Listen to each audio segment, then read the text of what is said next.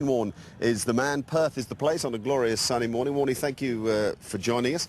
Mate, we're going to go through some of the aspects of leg spin that you feel are important and talk about some of the principles that have made you so successful. Let's begin with the grip, because you've got a looser grip than a lot of youngsters. Yeah, I think one of the most important things is the grip, is you have to feel comfortable with your grip, but as long as you're doing the basics right, you haven't got the ball too far in your palm like that, which, you know, if you have got it too close and too far in there, it's just about hard to get the ball to actually spin the ball. You need to have a bit of a gap in between there so you can actually get the leverage to actually spin the ball.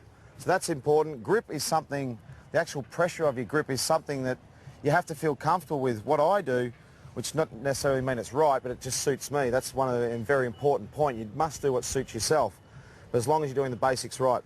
My grip, a lot of people are taught to grip it really tight and really squeeze it and spread these fingers like that. The reason I don't like that, first of all, is if you've got it tight and tense, you're tense when you come to the wicket. You're actually coming up and you've got it tight and it's all getting really hard. I like to feel relaxed. I think if I feel relaxed doing it, then I'll be able to do what I want to do down that end. So the reason being, I have a nice loose grip. My fingers are probably a bit too close together, but that works for me. And they're very loose. It's 2 fingers down, 2 fingers up, and the ball just slots in there like that, and the thumb just rests there. A lot of people talk about how high your arm should be. We've heard people say you shouldn't be above the perpendicular and you shouldn't be too low when you release the ball. Yeah, I think somewhere that you've got too high and you've got too low. I think somewhere in between there is about where mine sometimes gets a little bit too low, but most of the time it's around that sort of area. I'm not sure what sort of degrees that is, but that I think enables me to get maximum spin from my deliveries, and also my variations. Generally my wrong and my arm will be a little bit higher, but generally my leg break will be working about that sort of angle. So I've got my run up, I'm here, I know exactly what I'm going to do. Now I start to build it up. As I get closer to the wicket here, I start to build it up and then I bowl. Pretty good cherry, just quietly too. And when you reach the crease, you talk about this explosion at the crease. This is the energy at the crease, isn't it? And where do you propel it? Towards the batsman? Well, I'm a little bit different. A lot of people, I know I'm a bit different in some things, but a lot of people, what they think about... in every way there is, mate. Thanks, Mark. But what a lot of people think about is they think about a spot on the wicket. They think about certain different things. I actually think about what shot I want the batsman to play. Whether I want him to push him back and defend, whether I want to draw him forward to drive, whether I want him to try and sweep, whether I'm trying to push him back on the back foot. So that allows me to bowl exactly where I want, rather than focusing in on a spot or anything like that. I think about what I'm trying to get the batsman out. I've got my plan. I'm trying to work to that plan to get them out. So then it's a matter of execution. You have to execute what you're trying to do with your plan, or you have to start again. Okay, and you talk sometimes, I've heard you talk about bowling up. Yep.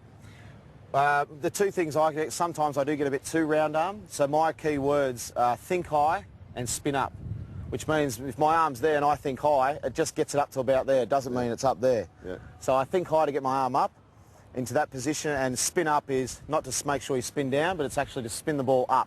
And here in Perth... That's to get the ball above the batsman's eye level? Well, it's to get the ball up in there. As a spin bowler, you have to deceive them in flight. No matter what sort of pace you bowl, you still have to deceive them in flight. You're not going to beat people off the pitch too much. You have to get them in the air. You have to get them to second guess what's going on. Right. And you do that in flight. Try to give us this feeling then of standing tall and spinning up. Well, the easiest thing is to do, there's a difference when you actually bowl. It's all about when you release the ball too. Sometimes if you try and do it and you're actually trying to spin the ball hard, you generally get to about into this position, then you try and spin it hard, and what happens is you drag it down. So if you're trying to spin it hard, sometimes you open up like that and you drag it down spinning. So you actually want to spin up, for me, means I get myself in that position and I spin the ball up like that. And what role does the follow-through play in all of that? Crucial. Okay. Crucial is the follow-through. There's no point bowling the ball and stopping here. This, with your follow-through and things like that, you've got your momentum with your run-up. When you've actually released the ball, it's just like any other fast bowler, any other bowler. You must make sure you follow through, and that's where your hips and everything else drive. You follow through and you come right through the ball, and everything's at the target. There's no jumping in or angles like that. It's all straight at the target, and the target's the batsman. So you bowl the ball. Once you bowl the ball, you're actually following through, all your weight's going forward. That helps you get that shape and dip and spin and all those nice things. Let's get on to the four main deliveries you've got, Shane. Firstly, the leg break. The leg break, basically your wrist is in that position with the back of your hand facing your face, and that's how you bowl your leg break from right to left. That's how it goes. And then from there, you've got different versions of that. You've got more overspin with the leg break. You've got more side spin. They're all the different variations of the same delivery. But that's the basic leg break. So the back of the hand's pointing at your own face. To me, yep. Yeah. Then if you want to bowl an overspinner, it's basically just go straight over the top like that. And then So if you go to the wrong end, nearer the sky, and then the wrong end, the back of the hand's facing the batsman. facing the batsman. Okay. So there are people that can bowl it a wrong and a lot better than what I can, but that's how I bowl mine. A lot of people can bowl them different sorts of ways and different leg breaks, but they're the basic for children trying to bowl leg breaks. If you try and get your wrist in that position for a leg break, that position for a straight one, that position for a wrong one, then hopefully you'll be okay.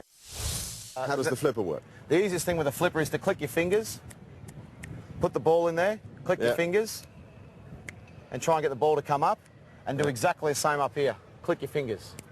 Give us all four. Four balls. Okay, here's the leg break. Leg break. I'll go leg break, top spinner, wrong un, then I'll bowl a slider and a flipper. Okay. So first of all, you get your leg break, everything the same that we've talked about. Leg break. Okay, so that's got the back of the hand facing you. Yep. Then the overspinner or top spinner. Back of the hand heading towards the sky. Then the wrong un.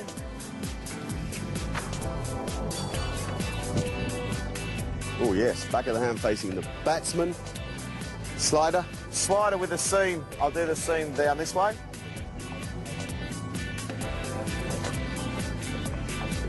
You're a good mix, sliding out the side of the hand. And now the then, flipper to lastly, finish the with, flipper.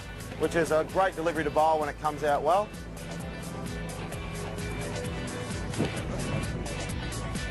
Okay, great to watch those. And just to finish, some thoughts for youngsters, because, gee, you guys get smacked over the boundary ropes too often for kids to stick with the art sometimes. A couple of basic things I need. First of all, you need to be best friends just about with a captain, because they're the ones going to try and keep you on. You need to have a lot of love from everybody, because it's hard and it can be embarrassing sometimes. And also you've got to have a bit of courage. No matter what's actually happening, you've got to be able to throw it up, and getting hit for six sometimes can be fun. You mightn't like it, but no matter how far it goes, you get a chance to bowl the next ball, whether it's a different ball or whatever, you get a chance to bowl it again. So for the dads watching, just make sure you give them lots of encouragement and try and spin the ball.